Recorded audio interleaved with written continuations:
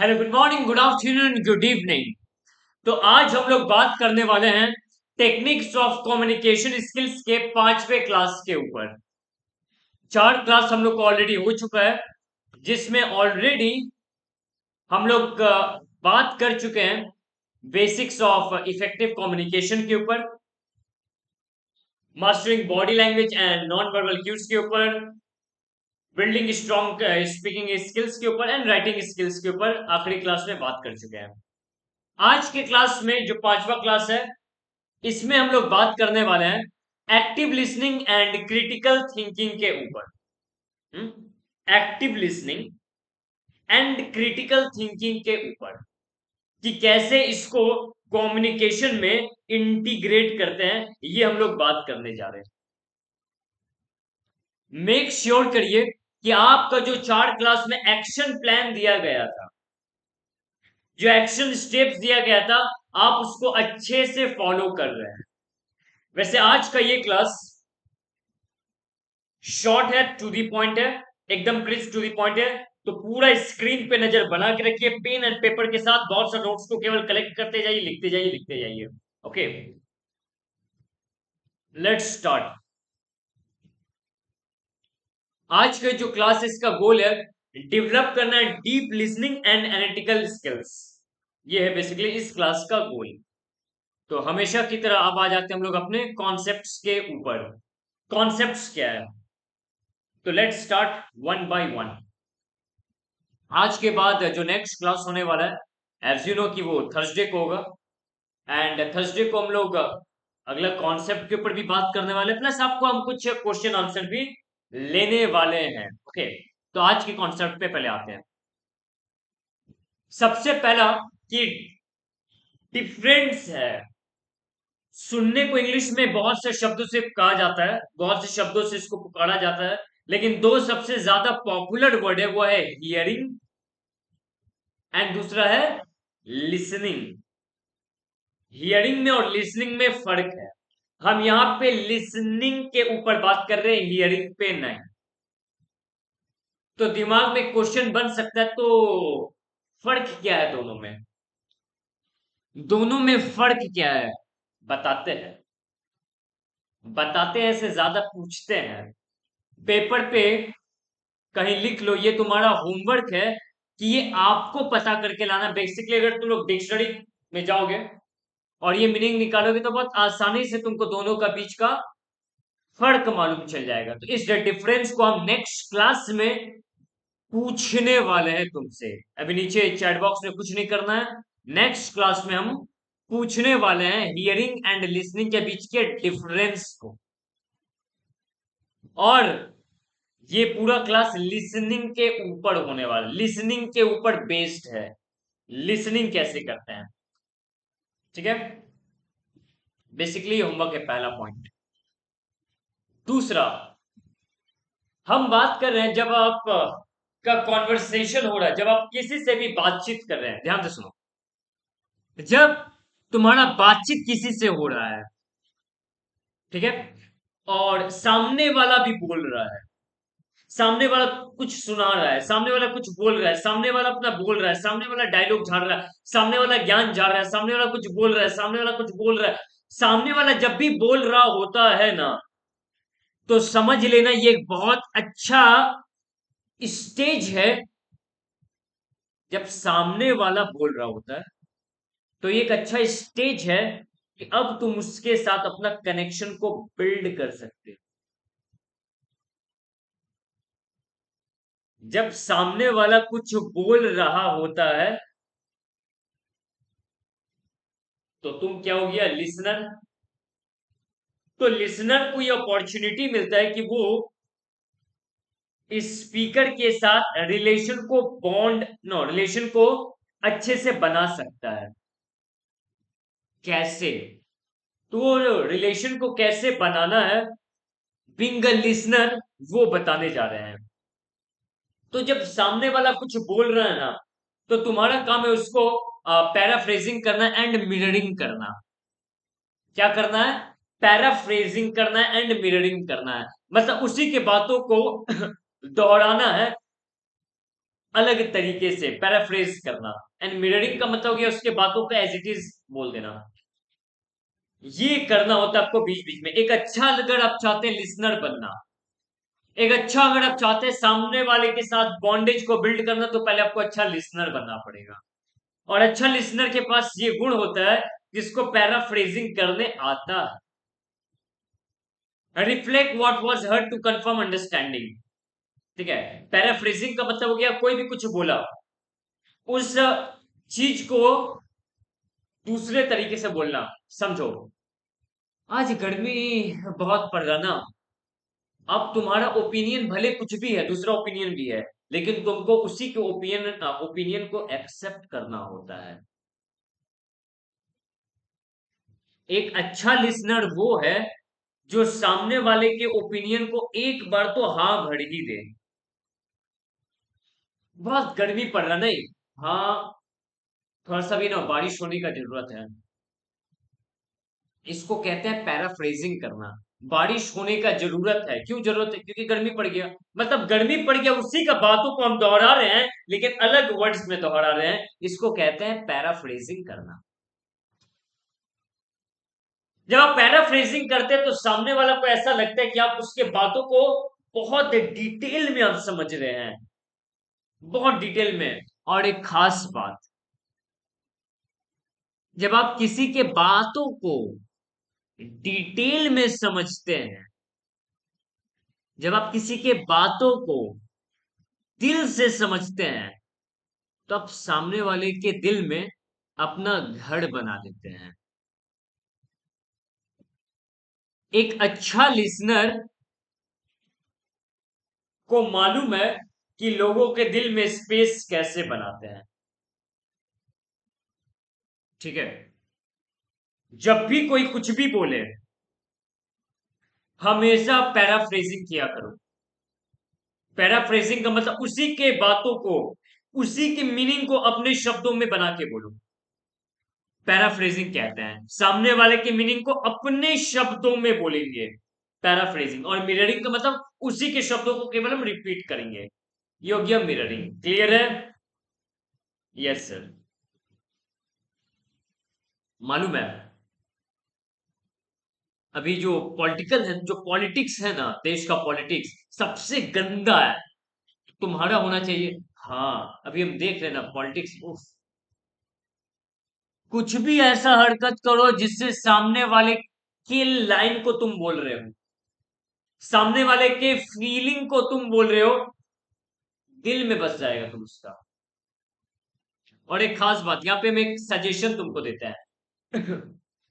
जो लोग, जिन लोगों का भी कम्युनिकेशन अच्छा होता है ना, जिन लोगों का भी कम्युनिकेशन जबरदस्त होता है, एक खास चीज इसमें देखना कि उन लोग का कभी आर्ग्यूमेंट किसी से नहीं होता है। जिन लोगों का कम्युनिकेशन पे कमाल होता है ना, धमाल होता है, तुम देखना कि वो कभी भी किसी से आर्ग्यू वगैरह नहीं करते, उनका आर्ग्यू होता ही नहीं है। हमको अगर आके कोई बोल देगा ना कि मालूम मालूम है सिद्धार्थ, हाथी उड़ता है, हम आर्ग्यू फार्ग्यू नहीं करते हैं। हम अपना टाइम वेस्ट नहीं करते, अपना माथा को हम बिगाड़ते नहीं है। हम उसके बातों में हाँ मिलाते हैं। हाँ हाँ बिल्कुल सही। हाथी उड़ता है। कल शाम को ही उड़ के मेरे खिड़की पे आया था। कंटिन्यू, उसी के फीलिंग को हम कंटिन्यू करते हैं। कभी भी अपना चीजों को ऐड हम नहीं करते हैं जब तक बहुत ज्यादा जरूरत ना पड़ जाए, जब तक सामने वाला एकदम रेडी नहीं है सुनने के लिए, तब तक स्टॉप। ओके। सो पैराफ्रेजिंग, ये सामने वाले की फीलिंग को बोलना। एंड मिररिंग, दही कितना खट्टा है। दही खट्टा तो है। मिररिंग, सामने वाले के बातों को रिपीट करना। सच में पूरा बकलोल आदमी है, पूरा बकलोल आदमी है अरविंद। हाँ यार, पूरा बकलोल है। मिररिंग, मिररिंग लास्ट के कुछ वर्ड्स को रिपीट कर देना। मिररिंग। देखा होगा तुम लोग अपने लाइफ में कोई ना कोई है जो मिररिंग बहुत करते हैं, तुम्हारे रिलेटिव्स में, पड़ोस में, अड़ोस में ना। जो मिररिंग करते हैं, जो बातों के खत्म होने के बाद बातों को दोहराते हैं। बातों को दोहराने से ऐसा लगता है कि यार बंदा तो सुन रहा है। तो पैराफ्रेजिंग एंड मिररिंग करना है। क्लियर? Yes sir. अगला पॉइंट, तो अब से ये तुम्हारे भीतर आ जाना चाहिए, ये अब से अपने भीतर में तुमको ले आना है कि कोई भी कुछ भी बोल रहा है तो मुर्दों की तरह सुनना नहीं है, ऐसे उसको घूरना नहीं है, ऐसे नहीं करना है। ठीक है? पैराफ्रेज करना है, मिररिंग करना है, बातों को रिपीट भी करना है, बीच बीच में बोलते भी रहना कुछ। अगला पॉइंट, आस्किंग क्लैरिफाइंग क्वेश्चंस। सामने वाले पर्सन को, एक स्पीकर को बहुत अच्छा लगता है, स्पीकर का मतलब वो नहीं जो माइक के सामने बोल रहा है, स्पीकर का मेरा बोलने का मतलब ये नहीं है जो किसी लोगों के सामने या पब्लिक के सामने बोल रहा है, ऐसा वाला बात नहीं। जो तुमसे बात कर रहा है ना, उसका बात कर रहा है, जो तुमको अपना ज्ञान दे रहा है, जो तुमको अपना इंफॉर्मेशन शेयर कर रहा है, जो तुमसे अपना एक्सपीरियंस शेयर कर रहा है, जो तुमको कुछ बता रहा है, वो पर्सन जो तुमसे बात कर रहा है, बात करने वाला, उसको हम स्पीकर बोल रहे हैं। स्पीकर से तो फीलिंग आता है जैसे ना हाथ में माइक लेके क्या ही पूरा माहौल हिला देगा। हम वो स्पीकर का बात नहीं कर रहे हैं। तो एक स्पीकर को ये बहुत अच्छा लगता है कि जब आप उसके लाइंस के ऊपर क्वेश्चंस को पूछते हैं, स्पीकर का दिल ठंडा हो जाता है। आहा हा, ओए होए होए। स्पीकर बोला, मालूम है, अभी हम जगन्नाथपुरी से आ रहे हैं, अभी रिसेंट में प्रयाग में कुंभ का मेला लगा था, कुंभ लगा था। तो अब कुंभ में है ना, तो अगर तुमको कोई बोलता है कि कुंभ में बहुत भीड़ था, बस तो इतना ही बोला, कुंभ में बहुत भीड़ था, तुम्हारा होना चाहिए अच्छा, तो कितना रास्ता, मतलब कितना किलोमीटर वहां पे चलना पड़ा, तो कहाँ पे फिर सोए, फिर मैनेज कैसे किए? ओहो, सोने में तो बहुत तकलीफ हुआ होगा, खाने में तो बहुत तकलीफ हुआ होगा, तो कौन कौन गया था फिर आपके साथ? ये सब क्वेश्चन उससे पूछना। कोई एक लाइन बोल के चुप हो जाओ, सामने वाले को चुप मत होने दो। एक अच्छा लिसनर के होने के नाते ये तुम्हारा जिम्मेदारी है, एक अच्छा लिसनर होने के नाते ये तुम्हारा जिम्मेदारी है कि सामने वाले से बुलवाते रहो, बुलवाते रहो, बुलवाते रहो, बुलवाते रहो, बुलवाते रहो, बुलवाते रहो। धूड़ आदमी बोलते रहता है, बोलते रहता है, बोलते रहता है, बोलते रहता है। समझदार आदमी बुलवाते रहता है, बुलवाते रहता है, बुलवाते रहता है, बुलवाते रहता है। तो बुलवाए कैसे? आपको क्वेश्चंस पूछने का कला आना चाहिए, क्वेश्चंस पूछने का कला आना चाहिए। तुमको मालूम है, अभी अगर ऐसा कोई बोलता है तुमको, मालूम है अगले हफ्ते 3 दिन है ना पानी बंद रहने वाला है, पानी का प्रॉब्लम रहेगा, पानी नहीं आएगा, तुमको पूछना चाहिए अच्छा क्यों, कहाँ पे हुआ ये, ओहो, तो आप लोग कैसे फिर मैनेज करेंगे? नहीं ये आपके पास इंफॉर्मेशन तो है, लेकिन ये आपको मालूम कहाँ से चला? क्वेश्चंस पूछो, ऐसा ऐसा क्वेश्चन पूछो जिसपे वो सामने वाला उसी बातों को और डिटेल में एक्सप्लेन करे, उसका तुमको डिटेल्स दे। जब पर्सन तुम्हारे क्वेश्चंस पूछने पे अपने बातों का डिटेल्स देता है ना, तो दिल खुश हो जाता है, उसका स्पीकर का दिल खुश हो जाता है, उसको बहुत अच्छा लगता है। तो सामने वाले के दिल को खुश करते रहो, दिल में अपना जगह बनाते रहो, दिल को खुश करते रहो, दिल में अपना जगह बनाते रहो। ये है तीसरा पॉइंट, फॉलो करना। ठीक है? जब भी कोई बोले क्वेश्चन करो, जब भी कोई बोले क्वेश्चन करो, ऐसा क्वेश्चन करो कि वो उसी बातों को और खुल खुल के और डिटेल डिटेल में बोले, मजा आ जाएगा। अगला पॉइंट, अवॉइडिंग इंटरप्शंस। बहुत लोग का ये बहुत बैड हैबिट्स है कि जब सामने वाला कोई कुछ बोल रहा होता है तो उसको पूरा कंप्लीट नहीं करने देता, अपना बात को बोलने लग जाता है। देखे हो सकता है तुम भी कभी उसमें से एक रहे हो। सामने वाला कुछ भी बोल रहा है, उसके बातों को कंप्लीट नहीं कर देना, वो बोल रहा बोलते बोलते बीच में अपना बातों को लेकर के आ जाना। जब भी ऐसा होने लग जाए ना, तो समझ लेना कि अपने स्किल्स को पॉलिश करने का टाइम आ गया। हाँ, अपने स्किल्स को पॉलिश करने का टाइम आ गया। अगर जब भी ये हो जाए कि सामने वाले के बात के साथ मेरा बात ऐसे टकरा गया, तो समझो कि लिसनर कमजोर है, कमजोर लिसनर है फिर। ठीक है। जब भी सामने वाले की सोच के विपरीत अपना सोच कभी मत लाना जब तक जरूरत ना आ जाए। सामने वाला कुछ भी ऊट पटांग बोल रहा हो, डू नॉट करेक्ट हिम।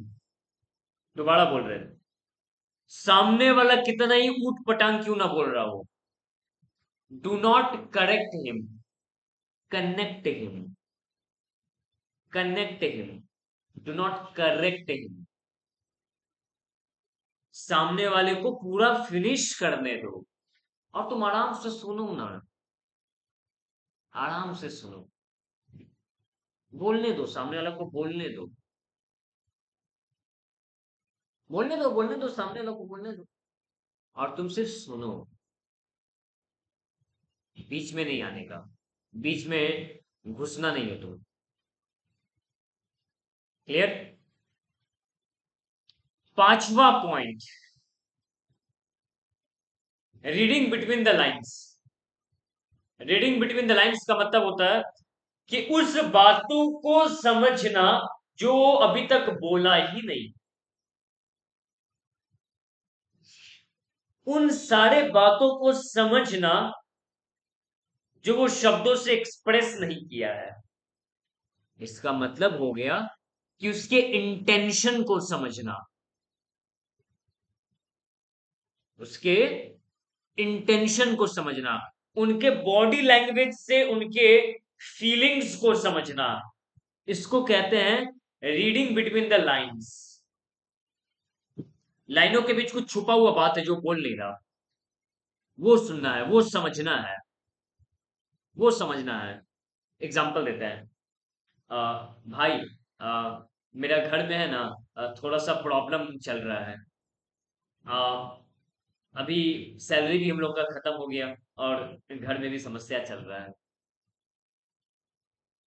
भाई, ए भाई, हम क्या बोल रहे हैं ना कि 10-15 दिन में मेरे पास पैसा आ ही जाएगा। तुम समझ रहे हो वो क्या बोलना चाह रहा है? इसको कहते हैं रीड बिटवीन द लाइंस। वो समझना जो सामने वाला बोल नहीं रहा है लेकिन जो बोलना चाहता है, इसको तुमको समझना होता है एक लिसनर होने के नाते।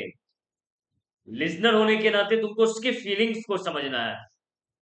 अभी टाइम हो गया है, शाम से अभी तक चाय नहीं पिए, शाम से अभी तक नाश्ता नहीं किए, समझ रहे हो? वॉल के पीछे जो उसका भावना है वो समझना, उसके बॉडी लैंग्वेज से, उसके हाव भाव से तुमको समझना है ये बोलना क्या चाहता है। ये बोलना चाहता है कि लेके आना थोड़ा, थोड़ा खुद के लिए भी ले आना थोड़ा सा, अह, मेरे लिए भी ले आना। तो ये बोलना चाहता है रीड बिटवीन द लाइंस। छठा पॉइंट, समराइजिंग द मैसेज। सामने वाला जो भी बोल रहा है उसके पूरे बातों को एक लाइन में आप बोलने का पूरा कोशिश करिए, एक लाइन में समरी दीजिए।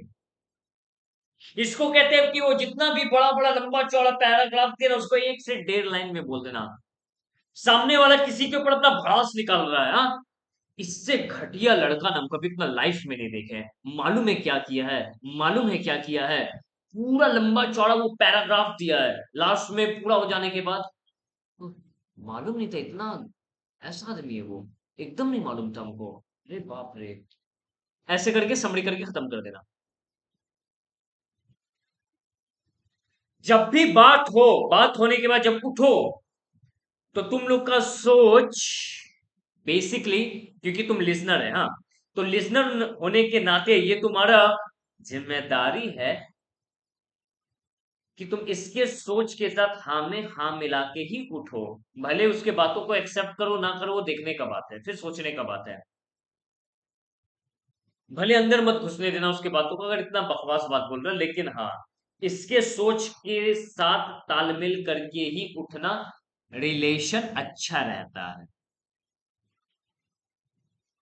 क्योंकि अगर तुम उसके हाँ में हाँ नहीं मिलाया तो तुम उसके नजर में आ जाओगे।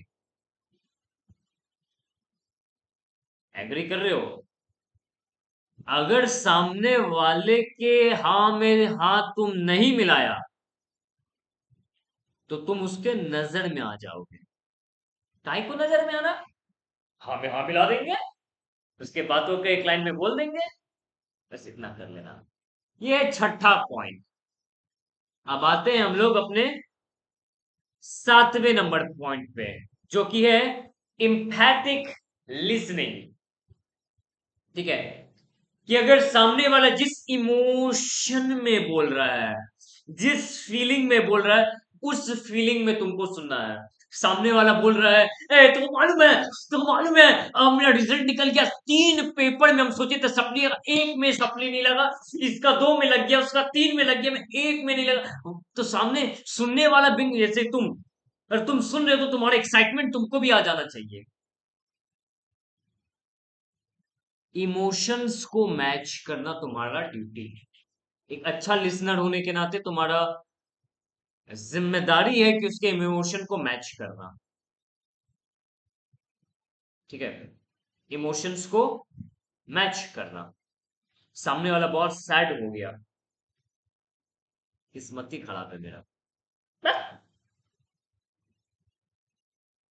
क्या हुआ? क्या बोले तेरे? नहीं नहीं हुआ क्या? नहीं हुआ क्या? पागल, क्या बकवास बोलना, हुआ क्या? सप्ली लग गया मेरा। वो सप्ली लग, उसके इमोशन को मैच करो। अच्छा, सप्ली लग गया? इतना तो मेहनत से पढ़ा था यार, फिर भी। सच में सीयू को चेक करने नहीं आता फिर। सच में सीयू को थोड़ा ठीक से करना चाहिए। उसके इमोशन के साथ मैच करो, भले दिल ही दिल अंदर ये बोल लेना, एक ही में लगा, एक में भी पास होने का औकात है तेरा, एक ही में लगा। सर तो पास हुआ कैसे थे? नहीं हुआ कैसे थे पास? ये भले अंदर बोल लेना, लेकिन सामने में ओहो, इमोशंस को मैच करना है। ठीक है, 8वां number points, focus on intent, not on content.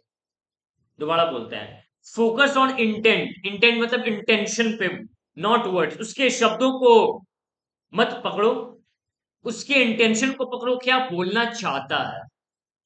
उसके शब्दों का पकड़ोगे ना तो हो सकता है कि शायद गलत मीनिंग कंप्लीट नहीं मिलेगा। एक समझदार आदमी ये देखता है कि सामने वाला बोलना क्या चाहता है। तुम कभी भी बच्चों से बात करना, जब तुम बच्चों को अगर समझने का दावा करोगे ना, तो देखना बच्चों को समझने के लिए हम लोग उसके वर्ड्स पे नहीं, उसके इंटेंशन को, उसके बॉडी लैंग्वेज को समझते हैं। हाँ कि ना? तो इंटेंशन को समझना होता है, वर्ड्स को नहीं देखना होता है। वर्ड्स को नहीं देखना होता है कि ये क्या शब्द बोला, ये देखना होता है कि ये क्या बोलना चाहता है, क्यों बोला ऐसा, ये देखना होता है। ठीक है, ये 8वां। क्योंकि क्लियर मीनिंग है, सिंपल है, इसलिए इस पे ज्यादा एग्जांपल नहीं दे रहे। स्ट्रेट फॉरवर्ड हम लोग एक्शन प्लान पे बात करेंगे और फिर आज के इस कार्यक्रम को यहीं पे विराम देंगे। अगला है अवॉइडिंग एजम्पशंस। बहुत से ऐसे बेवकूफ किस्म के लोग होते हैं जो लोगों के बारे में खुद में ही एजम्पशन क्रिएट करके बैठे हैं कि सामने वाला ऐसा ही करेगा। हमको मालूम है अगर हम ऐसा बोलेंगे ना, सामने वाला ऐसा ही करेगा।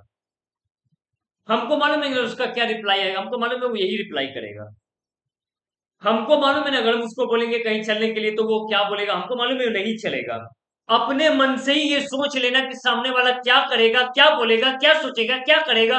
अपने मन से ही सोच लेना, अज्यूम कर लेना, इसी को कहते हैं assumption। Avoid this, never ever assume.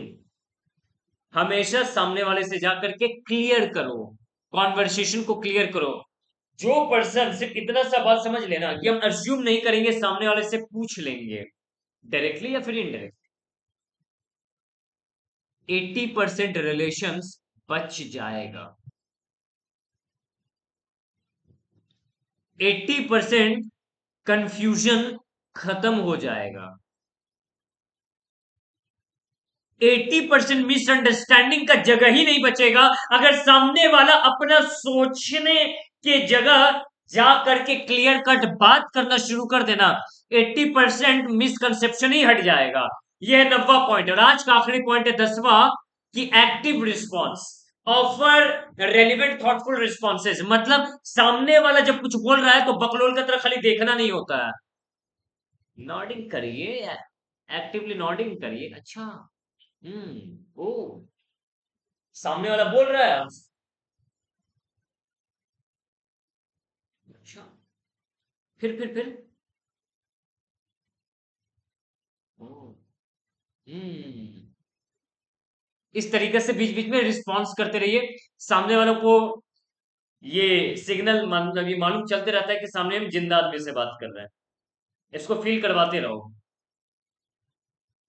ये था 10 पॉइंट जो अब से आपको इंप्लीमेंट कर देना है। इस पॉइंट को हम फिर से एक बार दोहरा दें। सबसे पहले आपका ये होमवर्क है कि हियरिंग एंड लिसनिंग के बीच के फर्क को निकाल लेना है। दूसरा पॉइंट है कि उसका फ्रेजिंग करना है, पैराफ्रेजिंग करना है, मिररिंग करना है। तीसरा है क्वेश्चंस को पूछना है और डिटेलिंग उससे करवाना है। बीच में टोक टाक करने का आदत को बंद कर लेना है। उसके बोलना जो चाहता है उसके ऊपर ज्यादा ध्यान देना, उसके सारे बातों को एक लाइन में बोलने का आपको प्रैक्टिस करना है कि कैसे हम उसके बातों को एक लाइन में बोल सके, समराइज कर सके। उसके इमोशंस को आपको मैच करना, जो पर्सन जिस इमोशंस में बोल रहा है उसी इमोशंस में आपको उस बातों को सुनना भी है। सामने वाले के इंटेंशन पे फोकस करना, ना कि कंटेंट पे, ना कि वर्ड्स के ऊपर। कभी भी अज्यूम नहीं करना, सामने वाले से जाकर के क्लैरिफाई कर लेना है। एंड फाइनली उसके ऊपर हम लोग रिस्पॉन्स करेंगे। ये है 10 कॉन्सेप्ट। अब आज का एक्शन प्लान। पहला एक्शन प्लान है ये, डेली लिसनिंग प्रैक्टिस। ठीक है, लिसनिंग प्रैक्टिस कैसे करेंगे बताते हैं। घर में एक पॉडकास्ट को प्ले करो। नहीं समझ में आ रहा तो ऐसे समझो, यूट्यूब कोई भी वीडियो को प्ले करो और प्ले करने के बाद वहां पे लिसनिंग करने का पहले ये करो, प्रैक्टिस करो। मतलब मेरे सामने मान लो अगर वीडियो चल रहा होगा तो हम तो ऐसे करेंगे। मतलब मान लो मेरे सामने वीडियो चल रहा है, तुम बोल रहे हो तो हम ऐसे सुन रहे होते हैं।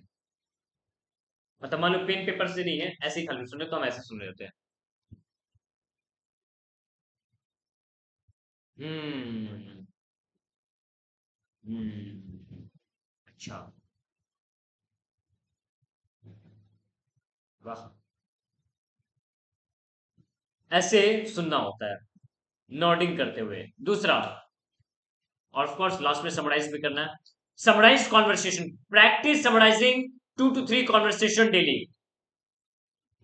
हैबिट डेवलप करो कि जब भी किसी से अलग हो रहे हो, मान लो किसी फ्रेंड से तुम बात की आज, हाँ, किसी फ्रेंड से जब बात की तो बात हो जाने के बाद लास्ट में 1 मिनट में जाने से पहले लास्ट 1 मिनट में उन सारे बातों को समरी करने का प्रैक्टिस करना। ठीक है, लास्ट 1 मिनट में। दूसरा, ये एक्शन प्लान है। एंड तीसरा, role play listening, practice paraphrasing and mirroring with a partner. जब सामने वाला पार्टनर कुछ बोल रहा है, पार्टनर से बात कर रहे हो, तो जब सामने वाले को मौका दे दो बोलने का और तुम सिर्फ पैराफ्रेजिंग करो, पैराफ्रेजिंग करो, पैराफ्रेजिंग करो, पैराफ्रेजिंग करो, मिररिंग करो। मेरा सारा ऊपर का 10 पॉइंट को जो कॉन्सेप्ट हम दिए उन सब को करना शुरू करो। आज ही से अपने बेस्ट फ्रेंड के साथ, अपने फ्रेंड के साथ जिससे तुम्हारा बहुत बातचीत होता है, जिससे खुल खुल के बात करते हो, उसको, उसके साथ तुमको ये सारा पॉइंट्स को इंप्लीमेंट करना है। तो ये था आज के क्लास का थीम। क्या था? Active listening and critical thinking के ऊपर जो था 5वां क्लास। अब नेक्स्ट क्लास में, जो कि थर्सडे को होगा, छठा क्लास, उसमें हम लोग बात करने वाले हैं voice modulation and speaking confidence के ऊपर। ये छठा क्लास में। आज के इस क्लास में इतना ही। नेक्स्ट क्लास में हम लोग आपका क्वेश्चन आंसर भी लेंगे, कुछ और भी बात करने वाले हैं, और सारी चीजों को आप लोग प्रैक्टिस करते रहो, और जहां पे भी क्वेश्चन है उस सब का पेन पेपर में नोट्स बनाते रहो, ताकि नेक्स्ट क्लास में हम इस पे बात करने वाले हैं। So take care, bye bye, good night, and इन सबको इम्प्लीमेंट करो। All the best.